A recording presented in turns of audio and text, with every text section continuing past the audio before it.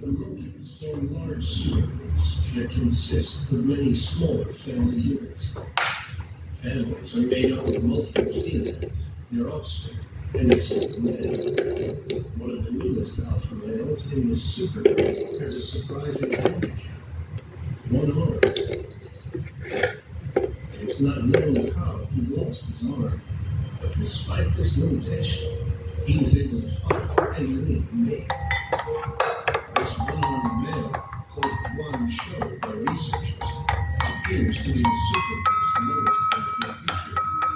His little, called little sheep, has a lot of learning to do. If he wants to become a dominant male in Mainanny's most unforgiving empire.